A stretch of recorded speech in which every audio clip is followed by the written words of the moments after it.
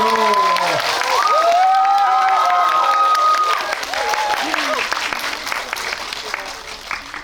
그리고 오늘 모더레이터는 한국영화평론가협회 회장님이시자 청주대 영문학과 교수님이신 서곡숙 청주대 교수님 모셨습니다. 네.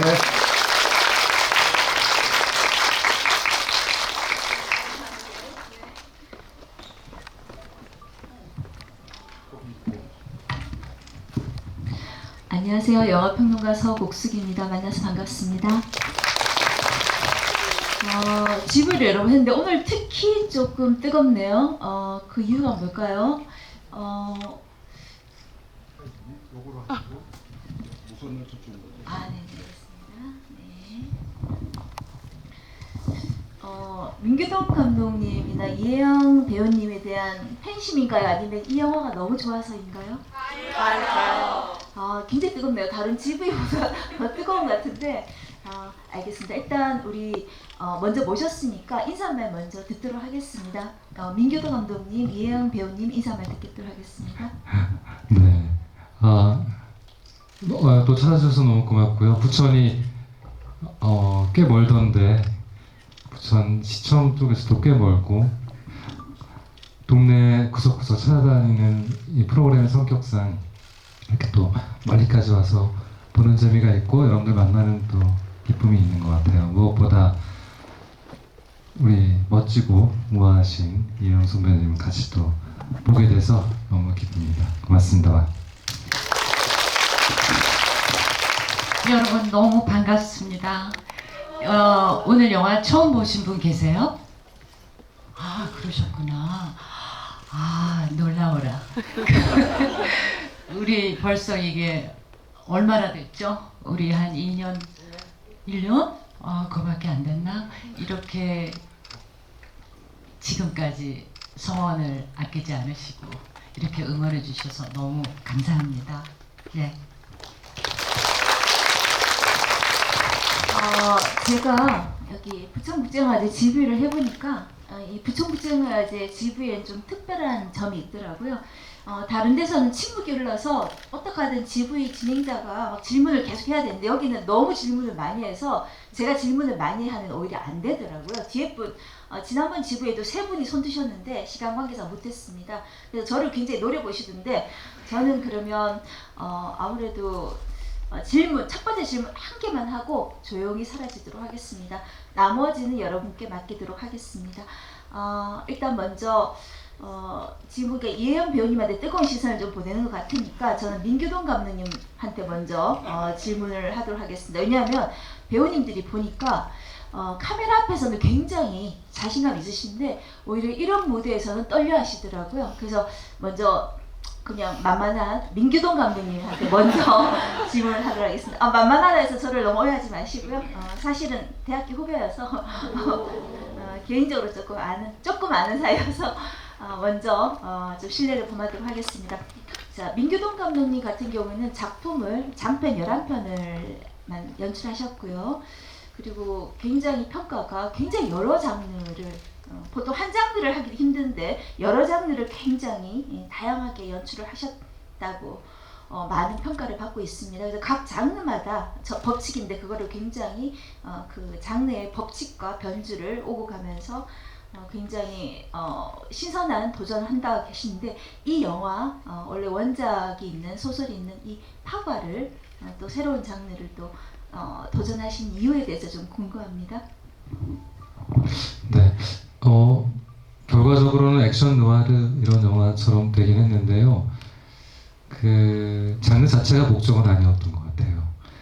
아주 노골적인 액션 영화도 기획하고 준비해 본 적이 있었지만 그런 걸 만들어 보지 못했었는데 이번 개막식에도 치권을 만들었었던 왕하평 감독님이 개막작을 80세가 넘는 나이에 가져오셨던데 그 중학교 때 봤던 그런 영화들을 보면서 액션 영화도 꿈꾸고 그런 적도 있었고 네, 모든 꿈꾸는 영화들을 만드는 그런 인생이 대부분의 감독들에게 펼쳐지지 않기 때문에 저도 약간 물 흐르듯이 제가 갈 수 있는 길이 아닐 경우에는 그 막 다른 노랑으로 넘쳐 흐르면서 새로운 길을 찾아나가고 그랬던 것 같아요.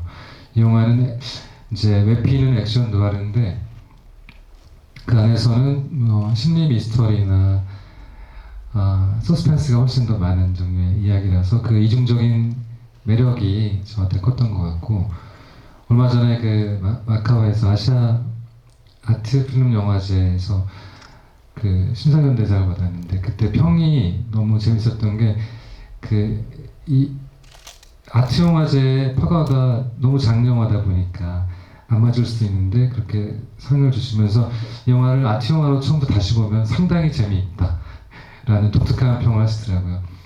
그러니까 아트 영화가 보통 재미랑 또 거리가 먼 종류의 그런 개념일 수도 있는데, 그래서 이 영화는 예술적인 그 도전의 욕망과 또 장르적으로 대중들과 만나고 싶어하는 욕망, 그런 것들이 막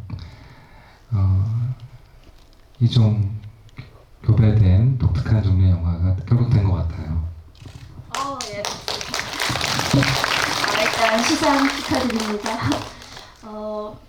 민규동 감독님께서 여러 장르에 도전했다고 하는데 공통된 어떤 작품 경향으로 어떤 장르를 굉장히 파괴하고 변주한다는 거, 그리고 굉장히 중요한 특징으로 입체적인 여성의 서사를 그려낸다는 거하고 상실과 회복이라는 주제를 끊임없이 작품 세계에서 구현한다고 했는데, 오늘 이 작품도 그런 점에서는 민규동 감독님의 어떤 작품 세계에서 좀 공통적으로 나타나는 어떤 주제의식이나 그런 것들이 반영되어 있는 것 같습니다.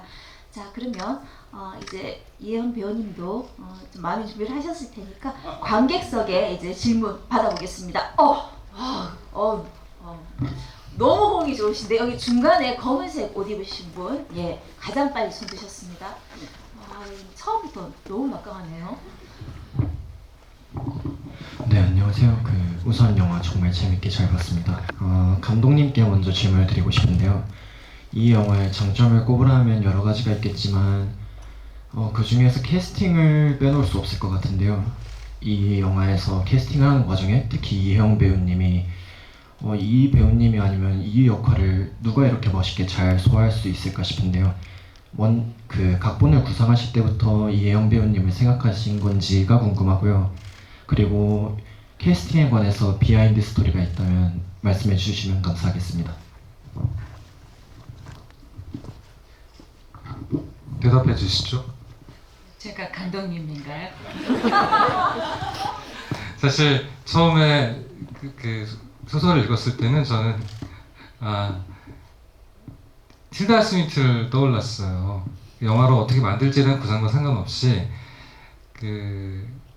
한국의 틸다 스윈튼이라고도 불리는 이영 선배님이 사실 더 나중에 떠오른 건데, 처음에 그 소설을 읽었을 때는 그냥 근미래에 국경, 민족 이런 거 상관없이 섞여 있는 범아시아의 범죄 조직들을 이렇게 수탕시키는 큰 지하 조직의 어떤 수장, 키 180 넘고 돌려차기 하면 남자들도 그냥 떨어져 나갈 것 같은 그런 이미지를 떠올렸었고, 그거는 그냥 감독들이 늘 만화 그리듯 혹은 영화를 처음 구상할 때, 스케치할 때 그런 레퍼런스 맥락이고, 그 외에도 뭐 영화를 참고한 영화들도 뭐 수백 편이 있고 그렇게 늘 이미지들은 겹쳐 있었는데요. 이영 선배님을 떠올렸던 거는 이미 사실 우리한테 뭐 피눈물도 없이 해서 강렬한 액션 영화로서 우리한테 대중적인 새로운 이미지를 주신 분이기도 한데, 제가 훨씬 이전에 80년대부터 한국에서 참 보기 드문 종류의 어떤 이미지와 목소리와 카리스마 이런 거를 갖고 계신, 제가 영화 만들기 전에 이미 관객으로 나한테 각인된 게 있었고, 또 부친께서도 한국 영화사의 천재적인 감독으로 이미 영화를 공부할 때는 또 우리가 그냥 지나칠 수 없는 대단한 DNA가 이미 있으신 분이니까, 이번 영화 이제 이야기를 구상하면서 이혜영을 떠올렸을 때는 혹시나 과격한 액션을 할 때 과연 그 물리적인 수행을 할 수 있을까, 그 궁금증 하나는 있었어요. 진짜 만났을 때는 운명적인 만남이구나.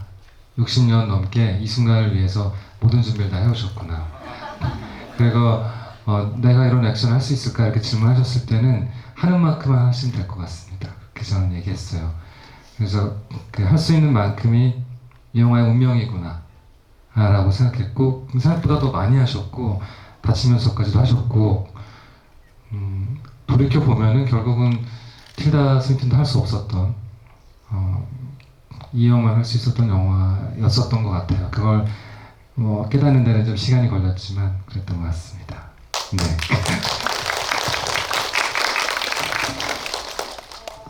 이거는 감독님 혼자 말씀하실 게 아니라 이행 배우님이 덧붙여서 좀 말씀하시면 더 좋을 것 같습니다.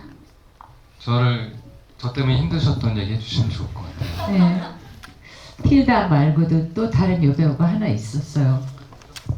그 매드맥스에 나온. 샤를리즈 테론. 네. 네, 그거는 이제 약간 액션의 레퍼런스였는데 그분은 아직 젊으니까 조금. 그래서 제가 그래도 두 여배우를 흉내내려고 하지 않았던 게 우리의 성공 그 비결이었던 것 같아요. 또 흉내도 안 됐었겠지만 하여튼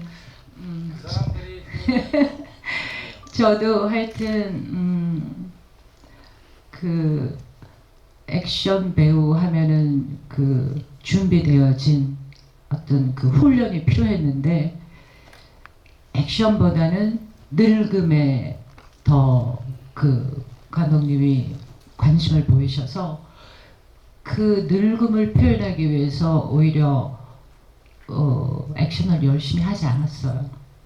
그래서 부상을 많이 입었던 것 같아요.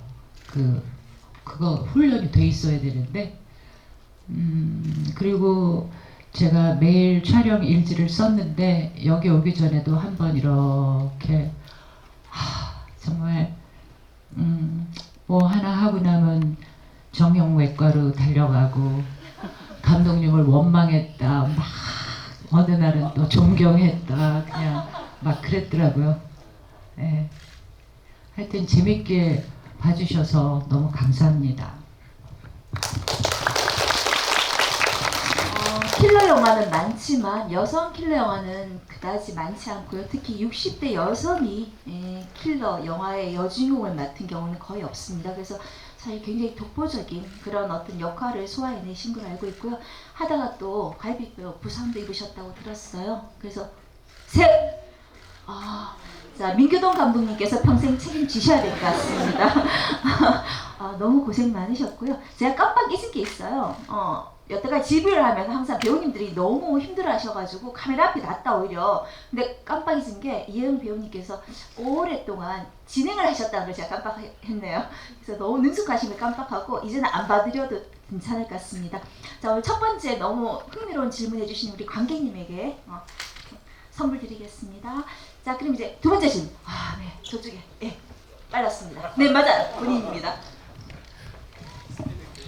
네, 너무 많이 갑자기 손드시니까 다른 데서 해보실 텐데 여기서. 먼저 너무 좋아하는 작품 이렇게 스크린으로 한 번 더 볼 수 있게 해주신 부천국제 판타스틱 영화제 정말 감사드리고요. 영화 정말 재밌게 잘 봤습니다. 저는 이걸 책으로 먼저 읽고 영화를 지난번에 개봉했을 때 보고 이번이 두 번째인데요. 그래서 결국 2는 조각에게 어떤 존재였는지가 궁금하고요. 또 마찬가지로 감독님께는 그러면 2에게 조각은 어떤 의미였는지를 여쭤봐도 괜찮을까요? 네, 감사합니다.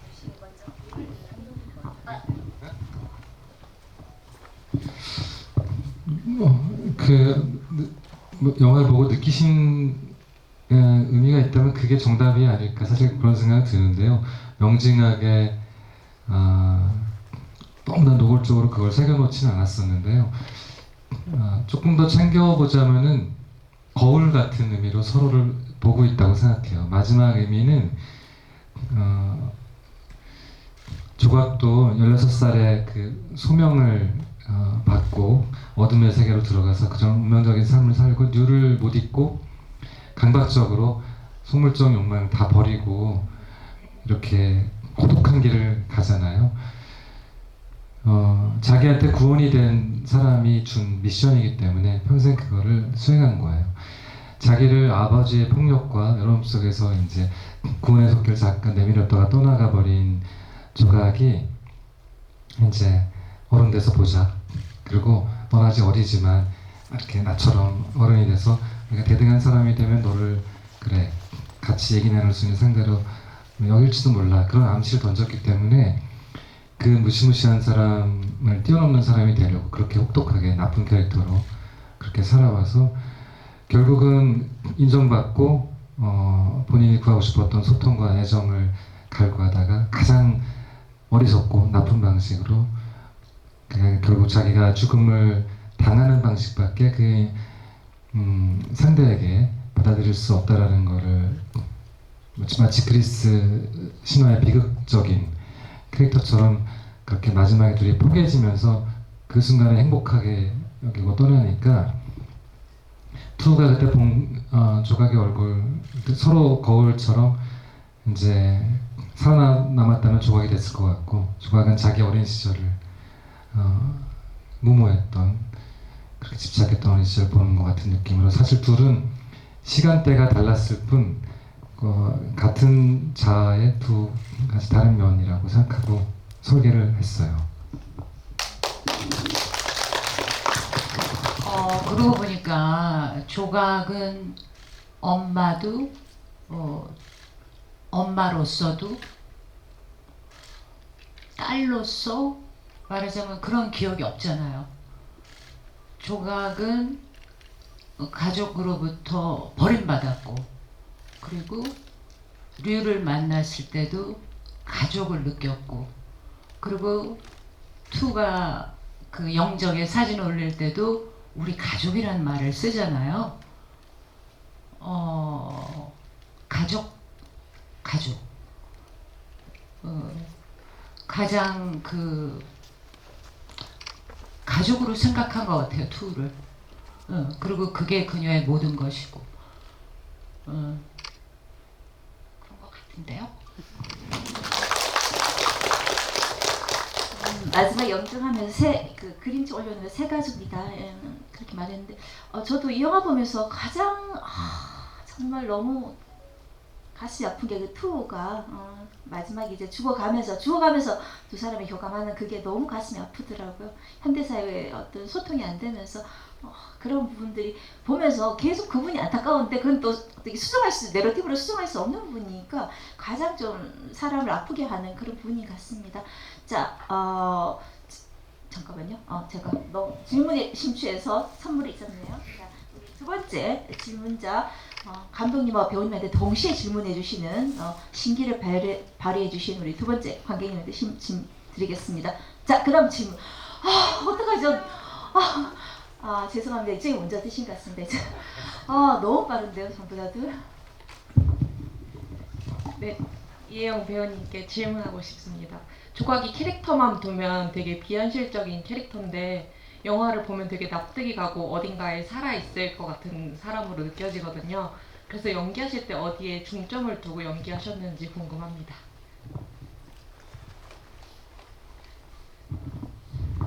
저 좀 잊어버렸는데 생각나시는 거 있으세요? 감독님이 하려는 대로 한 것 같은데 감독님이랑 맨날 싸우면서 왜 싸우는지 얘기해 어쨌든 저는 감정이 제가 원하는 대로 하기 위해서는 시간이 필요한 사람이었어요. 그런데 그리고 저는 완벽하게 대본을 읽고 나가는 게 아니라 대충 읽고 그 감 한 60%, 현장에서 벌어질 거 한 20%, 상대 배우가 나한테 어떻게 할 거, 그 다음에 리액션으로 나오는 뭔가 그 순간에 뭐 대충 이러고 한 50만 하고 나가는 거예요. 근데 감독님이 원하는 건 그게 아니에요. 프레임에 정확하게 모든 100명의 스텝이 그 한 장면을 위해서 준비하고 있는 거예요. 선배님이 이러시면 안 되죠. 우리 지금 100명이 이러고 있는데 일단 말을 고 나오셔가지고 그렇게 마음대로 하시면 안 돼요. 그리고 우리 시간도 없어요. 딱 이렇게 해줘야 내가 그 다음에 편집해요. 거기까지만 하세요. 더 안 해도 돼요. 거의 이런 거였어요. 그러니까 하다 만 것 같기도 하고 저는 하여튼 늘 그랬거든요. 뭐에 중점을 뒀냐? 감독님 말씀에 중점을.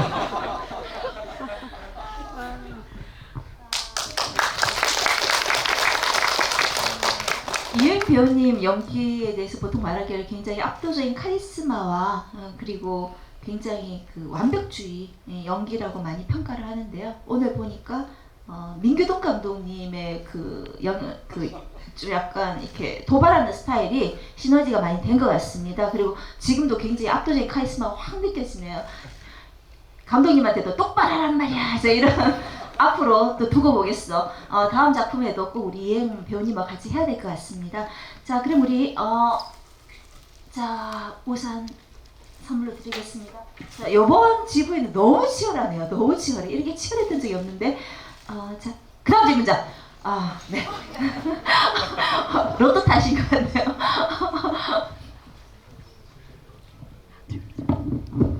저에게 질문 기회를 주셔서 너무 감사하고요.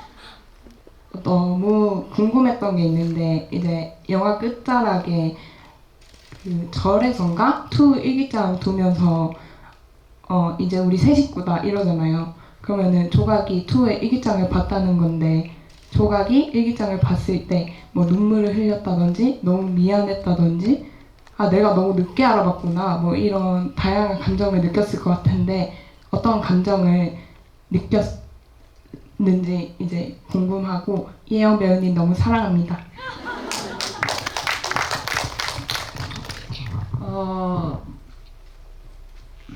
조각이 글씨 읽기는 읽었어요. 그죠? 우리 집에서 맞아요.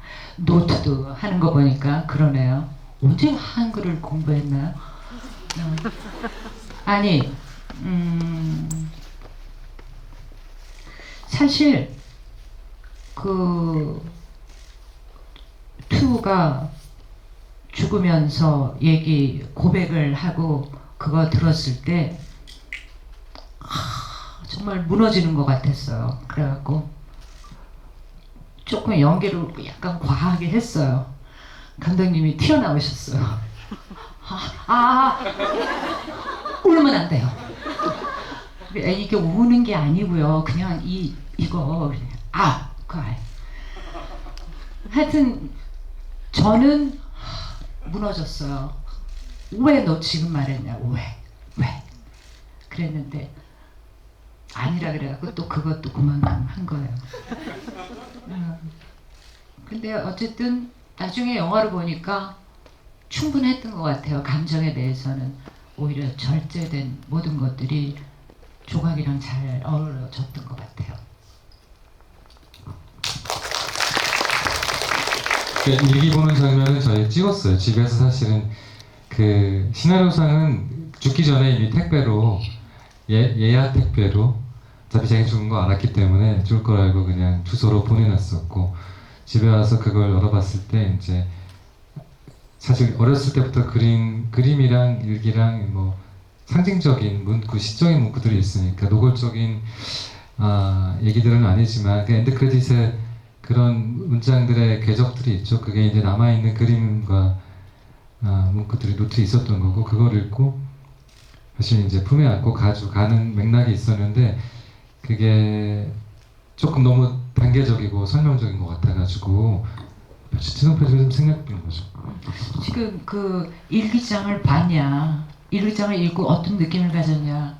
우리가 만약에 연극을 이걸 했다면 배우로서 그거 해봐요. 진짜로 읽어보고 그런 걸 경험하죠. 근데 감독님의 영화 그 프로세스는 그런 게 아니야. 안 읽어도 돼. 그러나 필름에서 요구하는 액팅이면 되는 거지. 그 액팅은 안 되는데 속으로 많이 읽고 많이 느끼면 뭐 소용이 없다고 그러셨죠?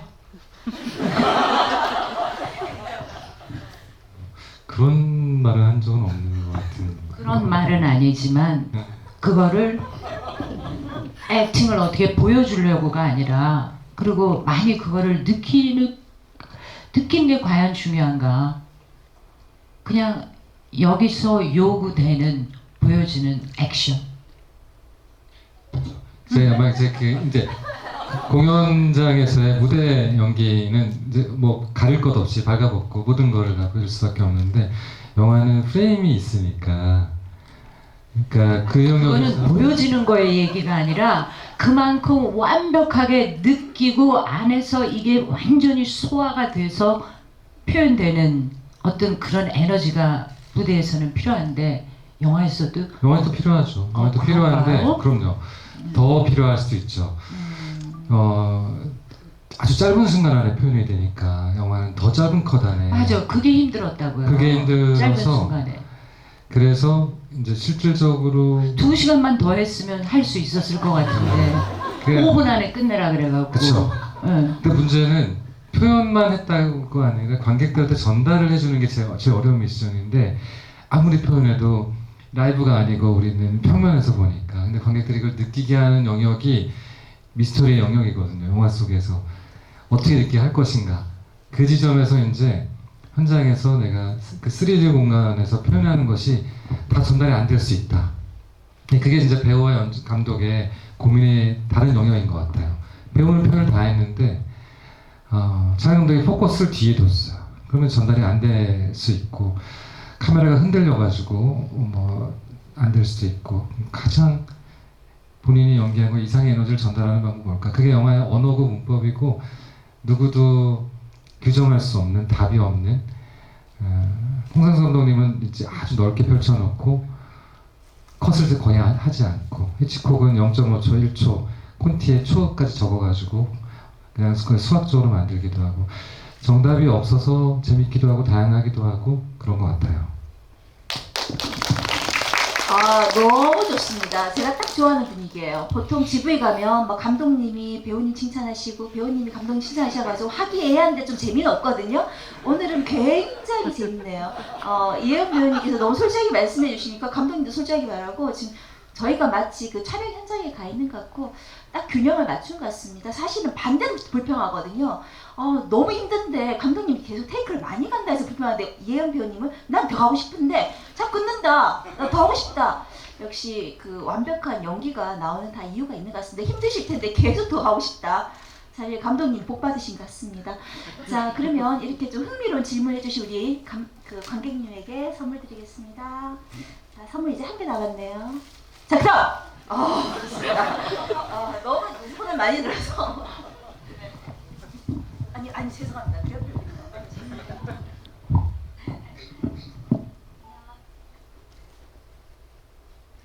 안녕하세요. 저는 파과 진짜 여러 번 관람하고 각본집도 샀는데요.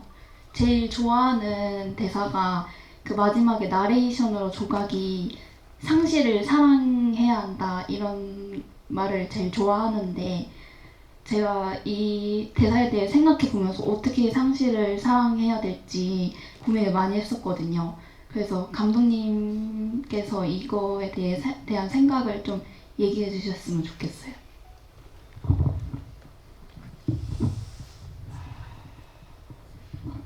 나레이션 하신 분이 뭐 의도가 있으셨을 텐데 무슨 뜻으로 하신 거예요? 저도 모르죠. 싫어서 그런 건가요? 그렇죠. 그래도 느낀 게 있었을 텐데. 아니, 느낌을 갖기 전에 소리가 마음에 안 드신다 그러셔갖고 소리에 신경을 썼죠. 그런데 상실을 사랑한다 아닌가? 러브가 아니고 살아간다. 살아간다. 상실을 살아간다. 무슨 뜻으로 감독님 쓰셨어요? 그러니까 사실은 우리 인생이 부작가님께서 쓰셨네요. 그랬나요? 네. 그건 잘 모르겠는데, 영화에 이제 만약 그게 마지막까지 남아서, 이게 제 고민은 어떤 거였냐면은, 이렇게까지 설명을 해야 되나, 사실은 굳이 이걸 써야 될까, 이제 사실 그 고민이 있었어요. 다 그 전에 이미 다 느끼실 것 같고, 그 전에 느껴야만 영화는 뭐 중간에 전기가 나가서 영화 끊어져도 그 타이밍엔 다 전달이 됐었어야 된다고 생각하는데, 그래도 굳이 그 인상을 박았어야 했나. 아마 그 질문은 또 남아서 평생 저한테 이제 숙제로 남을 것 같은데, 이렇게 뭐 아이를 키울 때 95%가 너무 고통스럽다가 아이가 자는 순간에 마치 아이를 키우는 게 행복하다고 저희가 느끼고 착시를 갖는 것처럼 인생이 대부분이 상실이고 매 순간 잃고 놓치고 흩어지고 아프고 고통스러운 게 저는 훨씬 많다고 생각하는데, 그 회복시켜주는 잠깐의 행복과 기쁨과 연대와 뭐 나눔이 있는 것 같아요. 근데 어떤 이제 그렇게 자꾸 놓치고 아프고 베이는 순간에 삶의 의지가 꺾이기도 하고, 감독은 뭐 흥행이 안 돼가지고 아 이제 그만둬야겠다라든가, 혹은 사람들을 왜 이렇게 선택시키지 못할까, 막 1점 쓰레기 감독 죽어라 은퇴하라 뭐 이런 거 있을 때 이제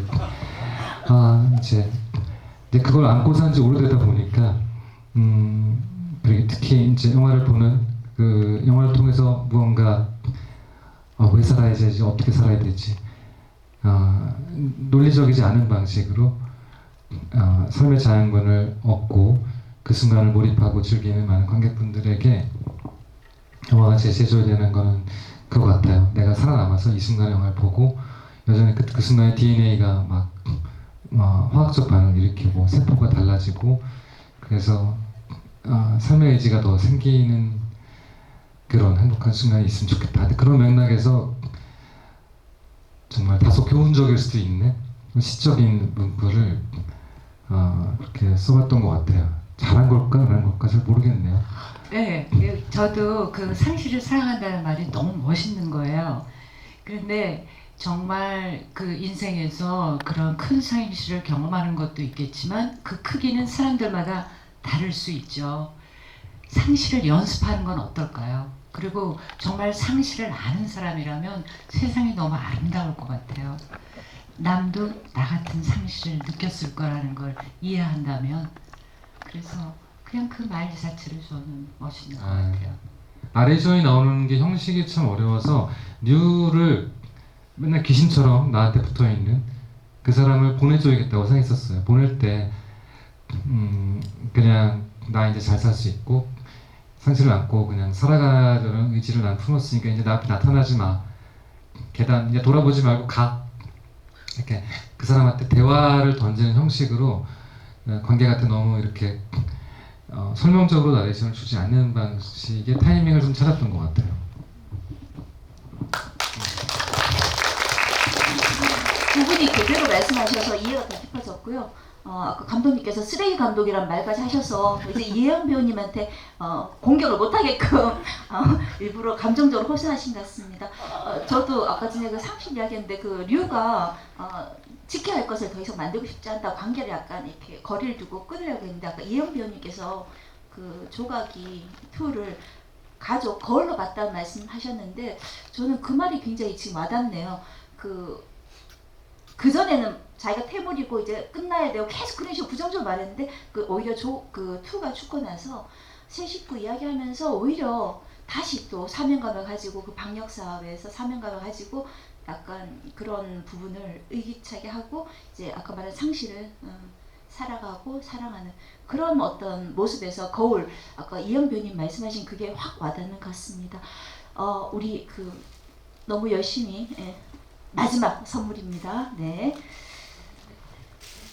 자, 그다음 질문. 선물이 없음에도 불구하고 너무 활기차네요. 네, 좋습니다. 이번에는 본인 맞습니다.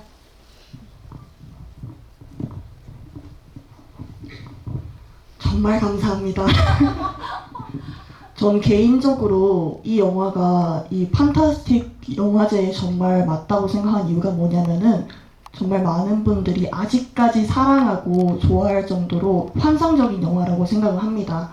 그래서 저는 배우님과 감독님께 질문 드리고 싶은 부분이, 이혜영 배우님께서는 본인이 가진 어떤 환상적인 매력, 그런 능력 중에 어떤 거를 뽑아내서 조각에 나타내려고 했는지 궁금하고요. 반대로 민규동 감독님께서는 배우들의 어떤 매력과 능력을 뽑아서 이렇게 환상적인 122분을 만들어야겠다라고 생각하는지 궁금합니다.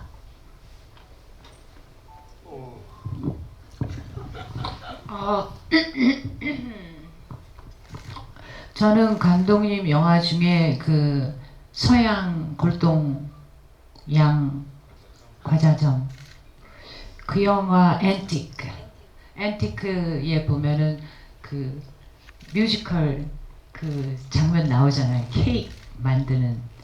예. 저는 그 장면을 보고 한국에 이런 영화를 만드는 감독이 있었구나. 뮤지컬 영화를 한국에서 만들게 된다면 민규동 감독 같은 사람이 하겠구나. 그래갖고 저는 감독님하고 결은 약간 다르지만 그래도 음악이 있고 그러면서도 어쨌든 저는 바포스라는 감독을 좋아하는데 민규동 감독이 한 번도 만난 적은 없고 어쩌면 민규동 감독님도 그런 뮤지컬 영화를 좋아하는 사람일지도 몰라 이런 생각을 했고 이미 저는 민 감독님을 보기 전에 그 영화 한 편으로 뭔가 버라이어티하고 뭔가 그런 판타지가 있는 사람일 거라고 생각했어요. 그랬는데 이제 그 얘기는 다음에. 근데 어쨌든 저는 감독님을 그렇게 생각했어요. 혼자서. 그러지 않고는 저런 영화를 만들 수 없을 거야. 근데 감독님이 너무 다양한 장르의 영화들을 만드셔서 이 영화가 그 영화를 만든 사람인가 이렇게 생각을 한 적도 많아요. 뭐 저도 마찬가지지만 하여튼 그랬고 저도 판타지를 현실로 믿고 사는 사람인 건 맞아요. 그 경계가 없는. 저는 잘 모르겠는데 남들이 그러더라고요. 그렇지만 조각을 판타지로 할 생각은 없었어요. 정말 치열했어요. 치열했고 그냥 한번 도전해보자. 정말 도전해보겠다는 일념 외에는 판타지라니 생각해본 적 없어요.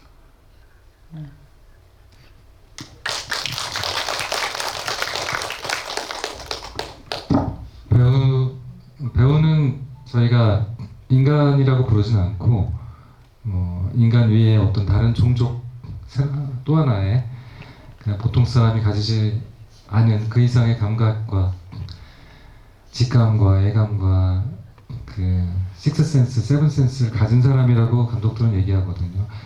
그러니까 어떤 배우를 결국 만나면 사실 거의 운명은 거의 정해지는 것 같고 영화는 물론 90% 발현될 수도 있고 120% 발현될 수도 있고 미묘한 차이는 있겠지만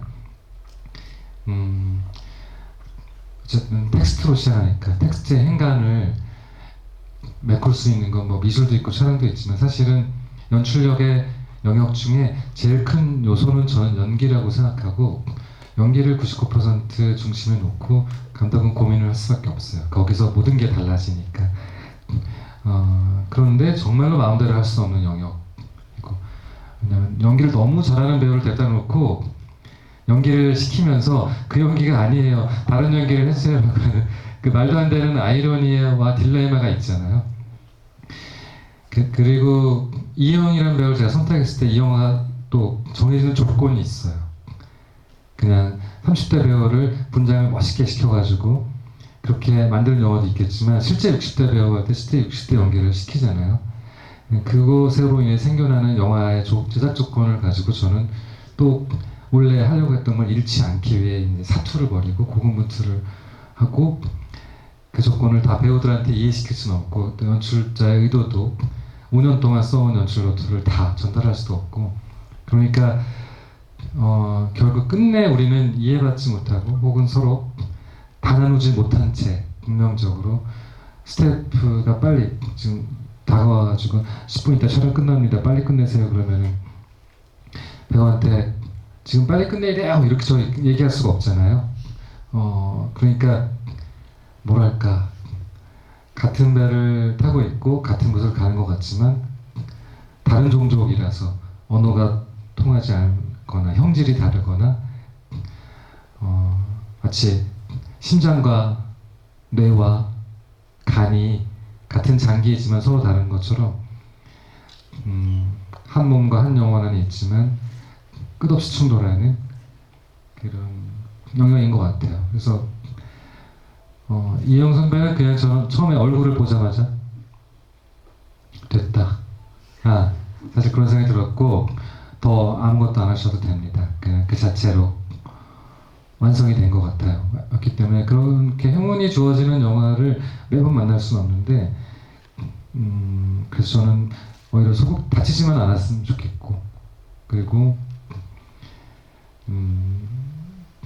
뭐 저를 미워해도 괜찮은데 제가 감독 인형을 만들어서 많이 찌르셔가지고 이제 제가 이제 뭐 밤마다 뜨끔뜨끔했었지만 끝까지 완주할 수 있으면 참 좋겠다.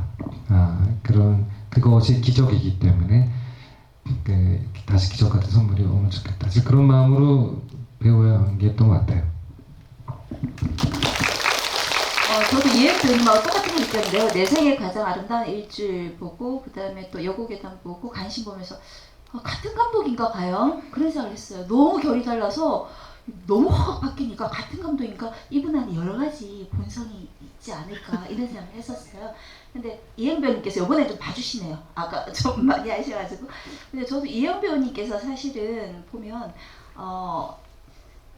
지금 총 영화 편수가 25편 영화를 여태까지 출연하셨다 하는데요. 1980년대, 90년대는 섹시하고 당찬 여성, 그 다음 2000년대는 카리스마 있는 도도한 여성, 근데 2010년대, 2020년대는 장르 불문하고 굉장히 다양한 캐릭터를 하신다 하거든요. 그래서 사실은 저도 이제 점점 나이가 들어갈수록 점점 꼰대가 돼가서 저희 아이한테 맨날 혼나는데 나이가 들수록 점점 영역이 넓어지는 게 쉽지 않습니다. 그래서 그런 점에서는 대단한 배우 같고요. 저도 뭐 젊은 여성 킬러 그러면 많은 사람이 떠오르지만 60대 여성 킬러? 저도 이영 배우님 말고는 상상할 수 없는 그런 부분에서 정말 독보적이지 않은가 싶습니다. 일단 답변 너무 감사드립니다. 네. 자, 그러면 너무 아까 선물이 없음에도 불구하고 계속 저는 사실 지부하면서 질문 기회 드렸다고 이렇게 저한테 감사 말을 계속 듣는 게 처음이에요. 그래서 너무 아쉬우니까 여기 아니 뭐라도 저분한테 뭐라도 좀 드려주세요. 너무 죄송해서. 자, 그 다음 질문자. 좋습니다. 액션 이제 크게 해주시네요. 자, 저기. 네.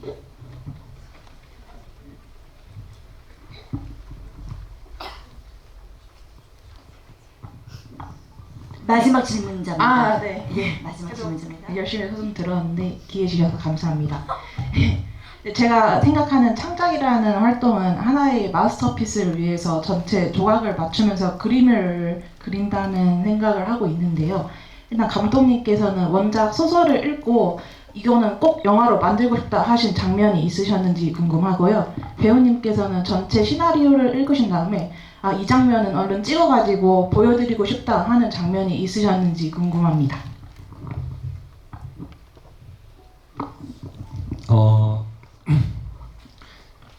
소설은 영화로 만들기가 참 쉽지 않구나.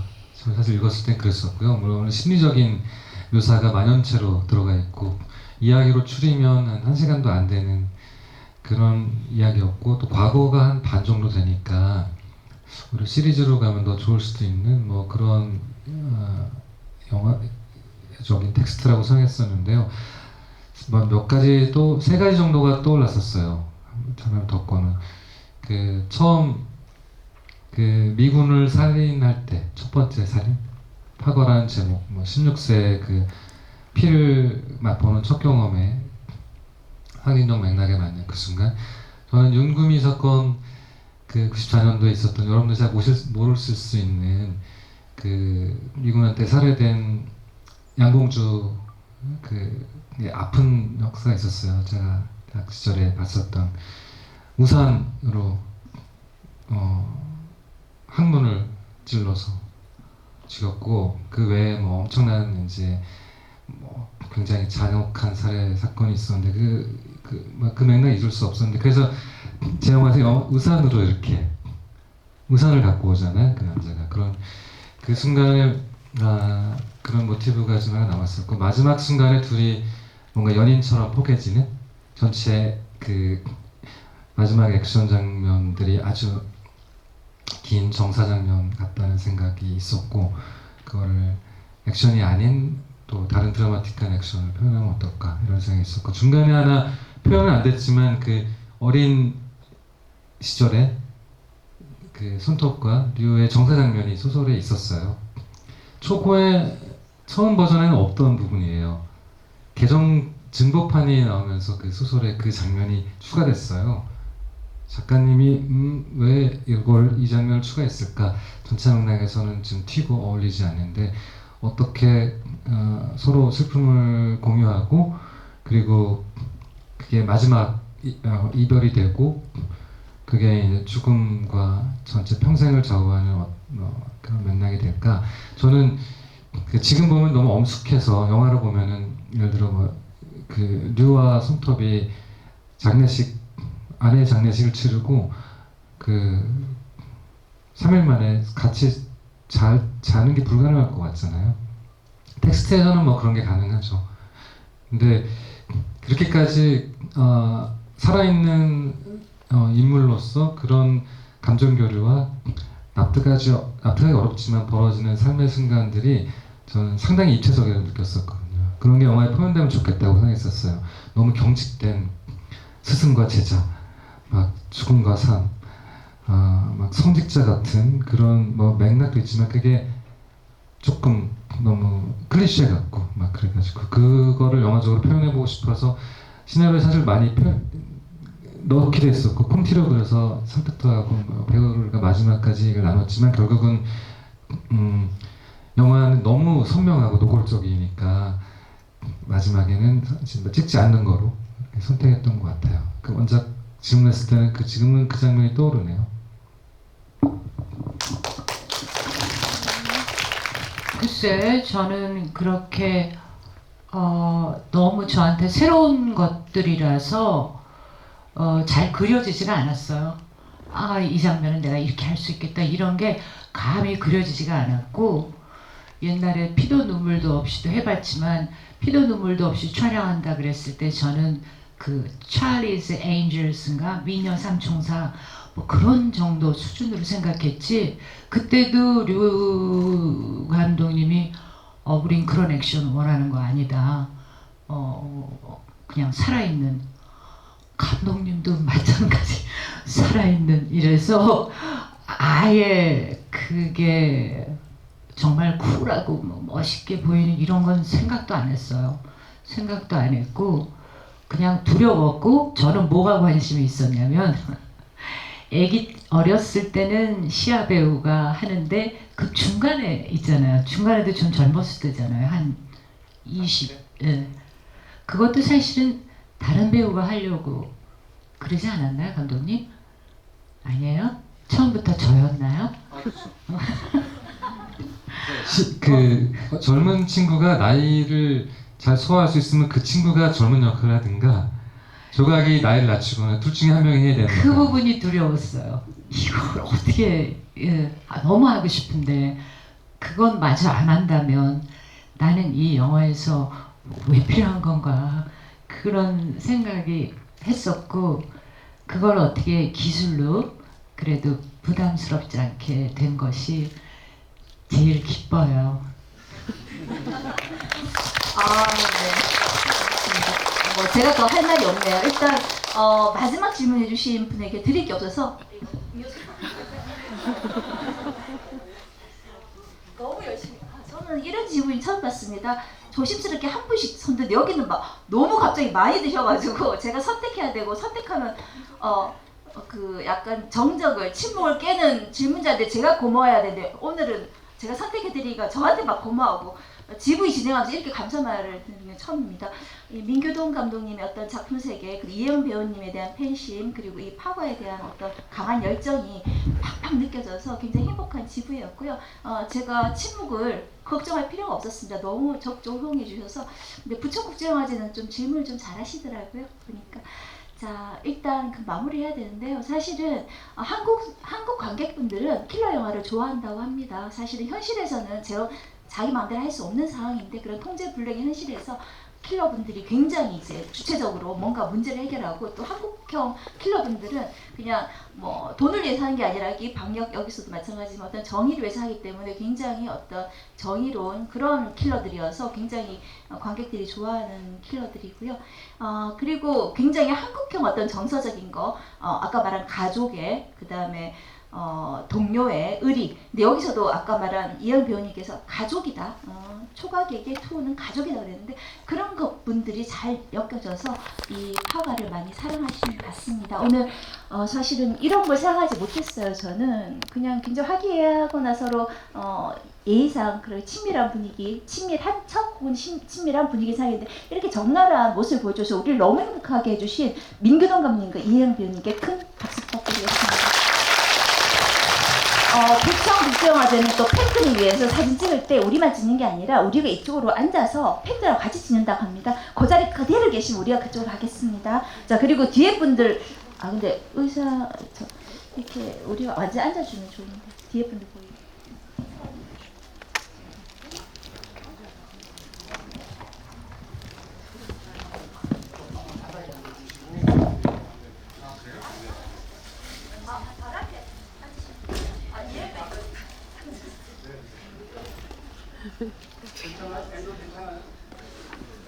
네, 저희 다 같이